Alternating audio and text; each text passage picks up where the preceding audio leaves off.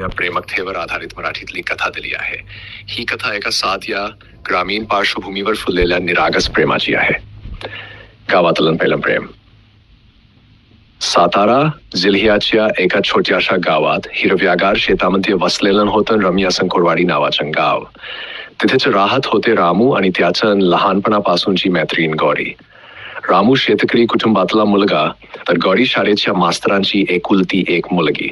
दोघी एकाच शाळेत शिकायचे, एकाच वाडीत खेळायचे आणि एकाच मंदिरात दर गुरुवारी आरतीसाठी यायचे. रामू फारसं बोलका नव्हता, पण त्याच्या डोळ्यात एक वेगळी चमक होती. गौरी मात्र खूप हसमुख आणि तिच्या चेहऱ्यावर नेहमी एक निरागस हास्य असायचं.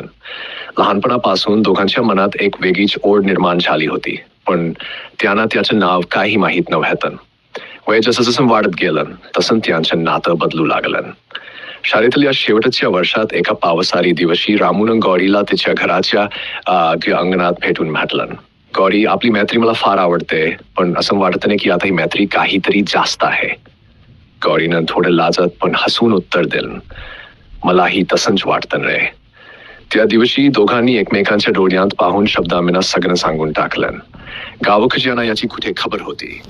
गावातल्या चालीरीतीप्रमाणे मास्तरांच्या मुलीनं शेतकऱ्याच्या मुलावर प्रेम करणं काहीसं अयोग्य मानलं गेलं असतं, पण त्याचं प्रेम निरागस होतं, स्वच्छ होतं आणि सगळ्यापेक्षा खरं होतं. गौरी पुढे शिक्षणासाठी शहरात गेली, पण दर सुट्टीला ती गावात यायची. रामू तिची वाट बघायचा आणि दोघं नेहमी त्या जुन्या वाडीत भेटायचे जिथे दोघांनी बालपण घालवलं होतं. रामू शेतावर काम करत होता, पण त्यानं गाव सोडलं नाही. त्याचं म्हणणं होतं, ही माती माझी आहे आणि तुझी आठवण हाच माझा श्वास. पण गावात कुणाचं लक्ष या प्रेमकथेवर नव्हतं असं नाही. लोक हळूहळू कुजबुजायला लागले. गौरीच्या वडिलांनी एक दिवस तिला बोलावलं आणि विचारलं, गौरी, रामूविषयी जे ऐकत आहोत ते खरं आहे का? गौरीनं डोळ्यात पाणी आणत सांगितलं, हो बाबा, पण आमचं प्रेम असं काही चुकीचं नाही. आम्ही फक्त एकमेकांना समजून घेतलं नाही. मास्तर थोडा वेळ शांत होते. त्यांना रामूची पार्श्वभूमी माहिती होती, त्याची मेहनत, प्रामाणिकपणा आणि स्वभावही माहीत होता. पण गावकऱ्यांच्या नजरा, समाजाची बंधनं आणि प्रतिष्ठेचा विचार त्यांना पडत होता. त्यांनी तिला सांगितलं, थोडा वेळ दे या गोष्टीला, वेळेचं सर्व काही ठरवतो. दरम्यान रामूने आपलं शेतीचं ज्ञान वाढवायला सुरुवात केली.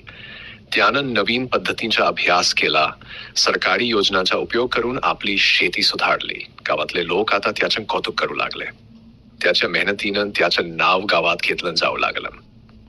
एका दिवशी गावात एक मोठा कार्यक्रम ठेवण्यात आला, ज्यात रामूला उत्कृष्ट युवा शेतकरी म्हणून सन्मानित केलं गेलं. तेव्हा मंचावरून बोलताना रामूनं म्हटलं, ही माती, माझं गाव आणि माझ्या माणसांचं प्रेम, यामुळेच मी इथं आहे. आणि माझं स्वप्न आहे की या गावात जिथं प्रेमाला जागा आहे तिथं कोणतंच बंधन नको. मास्तर तिथंच बसले होते. त्यांना कळलं की हे प्रेम केवळ एक भावना नाही, तर एक मूल्य आहे जे पुढच्या पिढीसाठी आदर्श ठरू शकतं. कार्यक्रमानंतर